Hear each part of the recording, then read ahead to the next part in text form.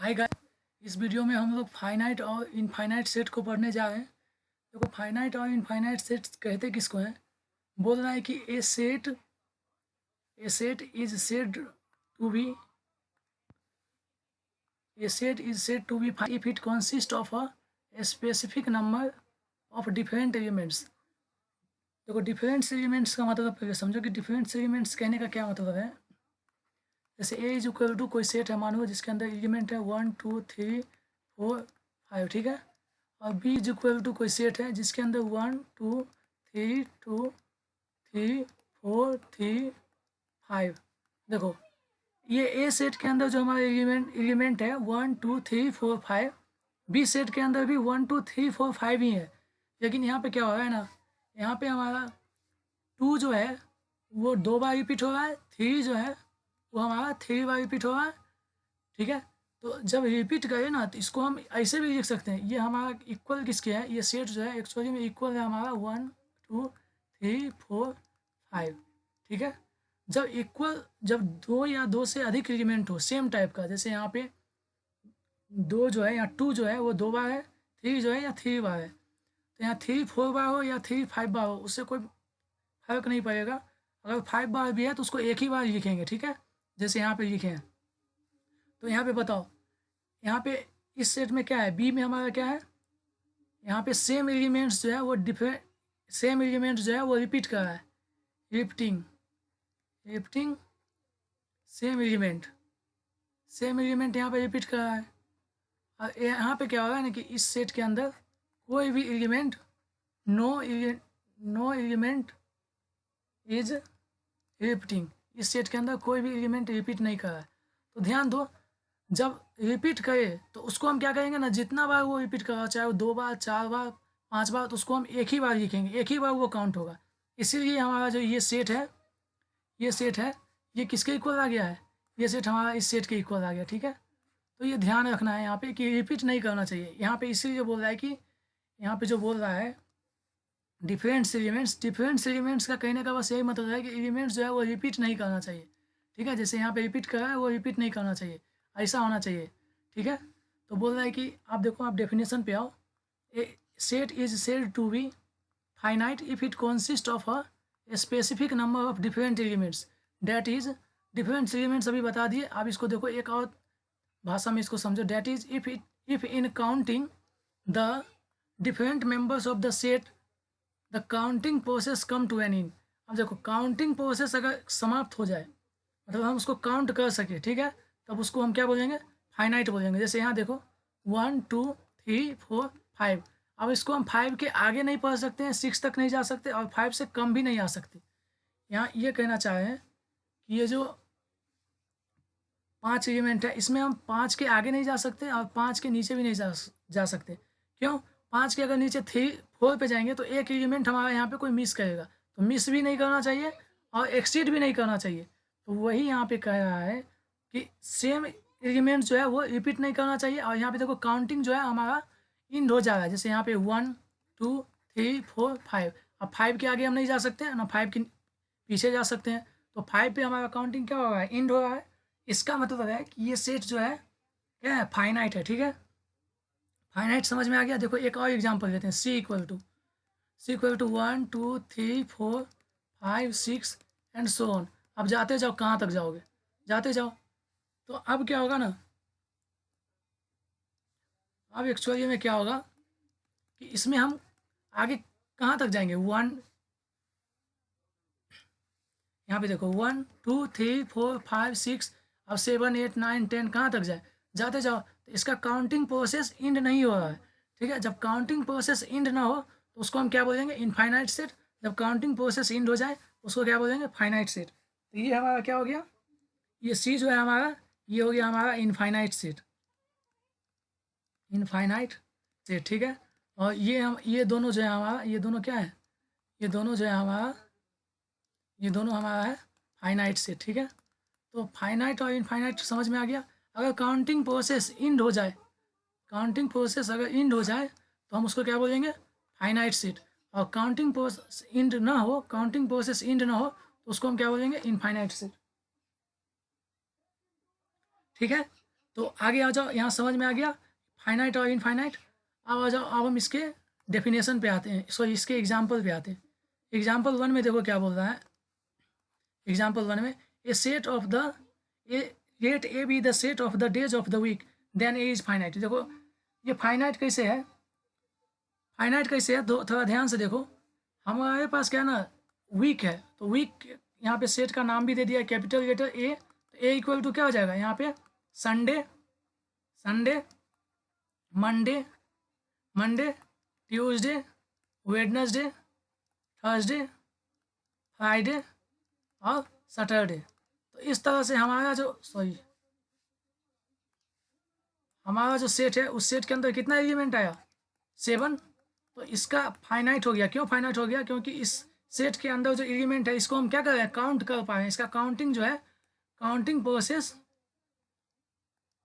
Counting process comes to an end. मतलब counting process इसमें क्या हो रहा है, समाप्त हो जा रहा है, इसलिए इसको क्या बोलेंगे, फाइनाइट बोलेंगे। ठीक है, अब नेक्स्ट आ जाओ। एग्जाम्पल नंबर 2 क्या बोल रहा है, एग्जाम्पल नंबर 2 अभी तुरंत बताएं, B equal to 1 2 3 4 5 and so on. देखो इसमें हम कहाँ तक काउंट करेंगे, 1, इसमें क्या काउंट करेंगे, 1 2 3 4 5, अब 5 के आगे कहाँ तक जाए, 6 7 8 9 10 जाते जाओ। तो इसका काउंटिंग प्रोसेस इंड नहीं हो पा रहा है, इसीलिए इसको हम क्या बोलेंगे, इसीलिए हम इसको क्या बोलेंगे, इनफाइनाइट। ठीक है, तो एग्जाम्पल नंबर 2 भी आप समझ में आ जाना चाहिए। नेक्स्ट आ जाओ, नेक्स्ट क्या है, इक्वालिटी ऑफ सेट। ये और भी ईजी है। इक्वालिटी ऑफ सेट्स का डिफिनेशन देखो, two sets A and B are set to be equal if and only if every element of A is an element of B and also साथ ही साथ A का जो element होगा वो तो B में होना ही चाहिए, और साथ ही साथ and also every element of B is an element of A। मतलब बोल रहा है कि A का एलिमेंट है वो B में होना चाहिए, ठीक है, और B के अंदर जो एलिमेंट है वो भी A के अंदर होना चाहिए। यानी ये दोनों कंडीशन जो है ये साथ साथ होना चाहिए। ठीक है, इसको ऐसे नहीं समझ में आ रहा है तो इसको दो कंडीशन सिंपल तरीके से समझाते हैं। इसका दो कंडीशन समझो, दो कंडीशन अगर सेटिस्फाई कर दे तो समझ लो कि वो जो है वो दो सेट, ये जो दो सेट है वो इक्वल है। कैसे, ऑर्डर होना चाहिए, order of two set, two order of two या मोर देन टू कर लो, ऐसा जरूरी नहीं है। Order of sets must be equal and second क्या बोल रहा है, every element of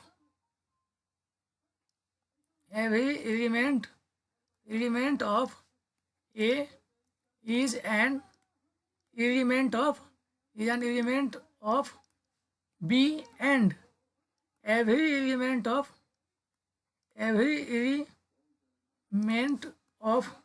B is an element of A। ध्यान दो, हम यहाँ पे दो ही नाम दिए, कौन कौन सा, एक ए का नाम दिए और एक बी का नाम दिए। ऐसा जो ही नहीं है कि दो ही सेट्स के लिए हो सकता है कि दो से अधिक सेट्स के लिए भी हो सकता है। ठीक है, तो ये ध्यान रखना है यहाँ पे। ठीक है, ठीक है, तो ये यहाँ पे ध्यान रखना है। ठीक है, आप एक एग्जाम्पल देखो, यहाँ पे क्या बोल रहा है ना, यहाँ पे बोल रहा है कि जब दो सेट्स आपस में इक्वल हो, ठीक है, जब दो सेट्स इक्वल होगा तो हम इसको इस तरह से लिख सकते हैं, जैसे ए और बी अगर इक्वल है तो इसको हम ऐसे लिखो, if A and B are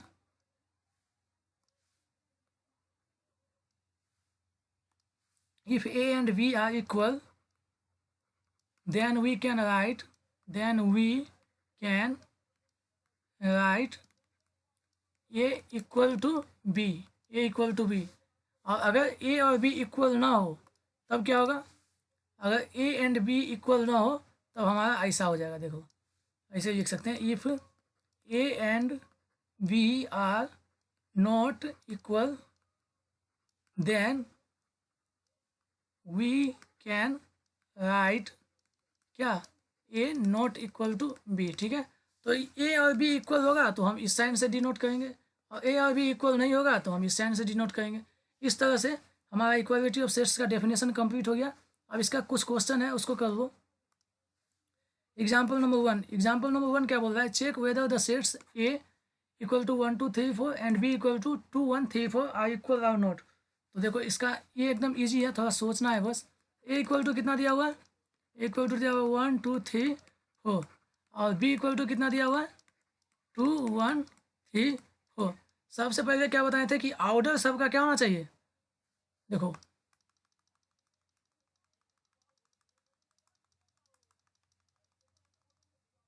देखो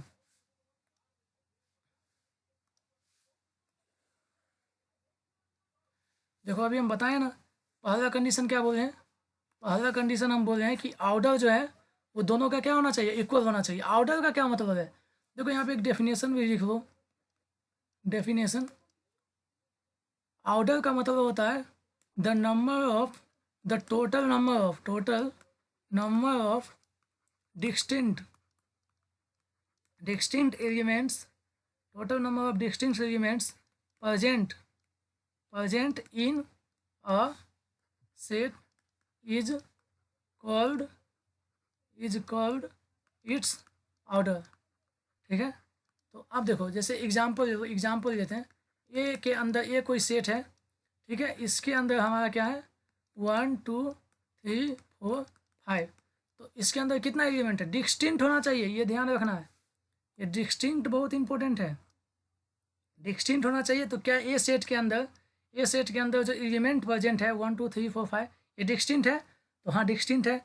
जब डिस्टिंक्ट है तो अब क्या हो रहा है कि टोटल नंबर ऑफ एलिमेंट्स इसमें कितना है, तो 1 1 2 3 4 5। तो इसका ऑर्डर क्या हो जाएगा, order of set A is equal to कितना 5। ठीक है, तो इस तरह से एक एग्जाम्पल लेके समझ में आ गया कि ऑर्डर किसको बोलते हैं। तो ऑर्डर यहाँ पे जो बताएं ये ध्यान रखना है कि ऑर्डर किसको बोलते हैं। नेक्स्ट आ जाओ, एग्जाम्पल नंबर वन को आप सॉल्व करते हैं। ठीक है, एग्जाम्पल नंबर वन क्या बोल रहा है ना, यहाँ पे बोल रहा है कि check whether the sets A equal to इतना एंड बी इक्वल टू इतना और इक्वल और नॉट। तो ए इक्वल टू क्या है 1 2 3 और 4, ठीक है, और बी इक्वल टू कितना है 2 1 3 और 4। तो देखो ऑर्डर ऑफ सेट ए क्या है, सेट ए, सबसे पहले देखो कि इसके अंदर जो एलिमेंट प्रेजेंट है, सेट ए के अंदर जो एलिमेंट प्रेजेंट है क्या ये डिस्टिंक्ट है, तो है। जब डिस्टिंक्ट है तो इसका ऑर्डर कितना हो जाएगा 4। ठीक है, अब देखो सेट बी के अंदर जो एलिमेंट प्रेजेंट है क्या वो डिस्टिंक्ट है, हाँ है। तो इसका ऑर्डर कितना हो जाएगा, ऑर्डर ऑफ सेट बी ये कितना हो जाएगा 4। अब ऑर्डर देखो दोनों का इक्वल है, यानी ऑर्डर जो हम यहाँ पे फर्स्ट कंडीशन जो हम बताए हैं कि इक्वालिटी ऑफ सेट्स चेक करने के लिए फर्स्ट कंडीशन जो हम बताए हैं वो फर्स्ट कंडीशन वो क्या कर रहा है, सेटिस्फाई कर रहा है। यानी यहाँ पे ऑर्डर जो है सेट ए का ऑर्डर सेट बी का दोनों क्या है, इक्वल है। तो हम लिख दिए 4 4।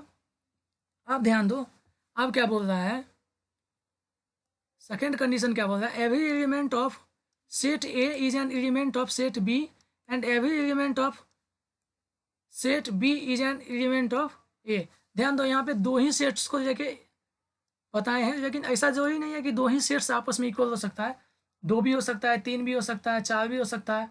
ठीक है, तो ऐसा जरूरी नहीं है कि दो ही हो, यहाँ पे बस हम दो लेके समझाना चाहें कि हाँ दो के लिए समझ में आएगा तो आगे खुद से सोच सकते हैं। ठीक है, तो यहाँ पे देखो ए के अंदर जो एलिमेंट है क्या वही एलिमेंट बी के अंदर है, और बी के अंदर जो एलिमेंट है क्या वही एलिमेंट ए के अंदर है। देखो ए के अंदर है हमारा 1 2 3 4 और बी के अंदर है हमारा 2 1 3 4। तो सेम एलिमेंट है, जो ए के अंदर है वही बी के अंदर है, और जो बी के अंदर है वही ए के अंदर है। इसीलिए हमारा क्या हो गया, ठीक है, इसीलिए हमारा कंडीशन 1 भी सेटिस्फाई हो गया और कंडीशन 2 भी सेटिस्फाई हो गया, कंडीशन 2 भी सेटिस्फाई हो गया। तो हम क्या क्या कह सकते हैं, hence sets A and B are क्या इक्वल। ये समझ में आना चाहिए समझ में, एकदम इजी है, बस सोचना है थोड़ा यहाँ पे। नेक्स्ट आ जाओ, नेक्स्ट क्या बोल रहा है, एग्जाम्पल नंबर 2। तो एग्जाम्पल नंबर 2 को देखो आप, एग्जाम्पल नंबर 2 क्या बोल रहा है, check whether the sets A equal to 2 3 4 and B equal to 3 2 2 3 4 are equal और नॉट। देखो ये बहुत अच्छा क्वेश्चन है, बस समझ में आना चाहिए तो एकदम इजी लगेगा, नहीं समझ में आया तो इजी भी हार्ड रहेगा। 2 3 4, ठीक है, यहाँ 2 3 4 है,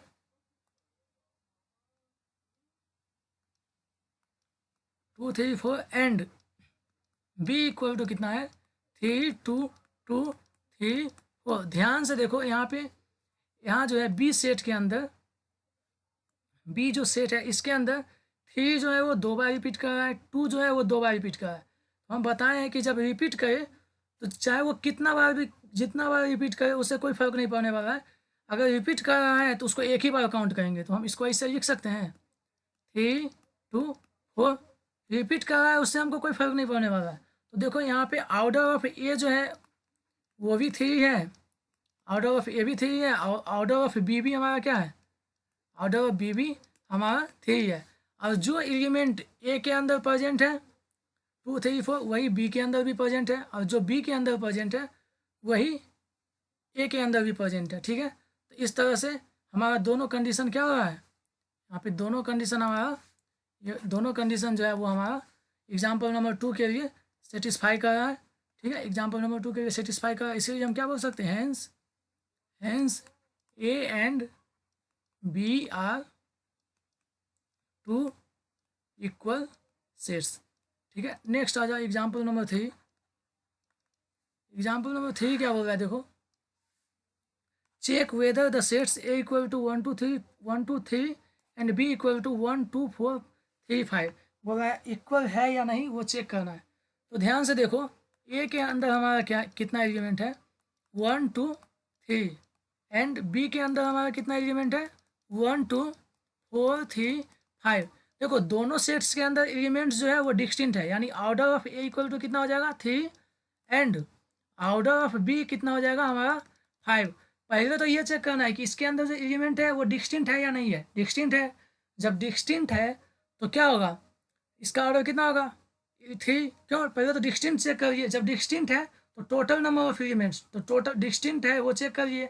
अब क्या चेक करेंगे, total number of elements, total number of elements इसमें कितना हो गया 3, और इसमें टोटल नंबर ऑफ एलिमेंट्स कितना हो गया 5, ठीक है। चूँकि यहाँ पे फर्स्ट कंडीशन को ही सेटिस्फाई नहीं कर रहा है। फर्स्ट कंडीशन कहने का ये मतलब है कि यहाँ पे जो हम फर्स्ट कंडीशन बताए हैं इक्वालिटी ऑफ सेट्स को चेक करने के लिए, उसी को सेटिस्फाई नहीं कर रहा है यहाँ पे। क्यों, क्योंकि यहाँ पे ऑर्डर जो दोनों का है, यहाँ जो ऑर्डर दोनों का है वो इक्वल नहीं है। जब फर्स्ट कंडीशन को ही सेटिस्फाई नहीं कर रहा है तो हमको सेकेंड कंडीशन पे जाने का ज़रूरत ही नहीं है। तो यहाँ से हम फर्स्ट कंडीशन की ही मदद से बोल सकते हैं क्या, hence hence A and B are not equal, ठीक है। इस तरह से हमारा ये लेक्चर कंप्लीट हुआ। नेक्स्ट वीडियो में आगे बढ़ेंगे। उम्मीद करते हैं समझ में आया होगा, ठीक है। नहीं आया है कुछ तो कमेंट सेक्शन में कमेंट करो। Thank you.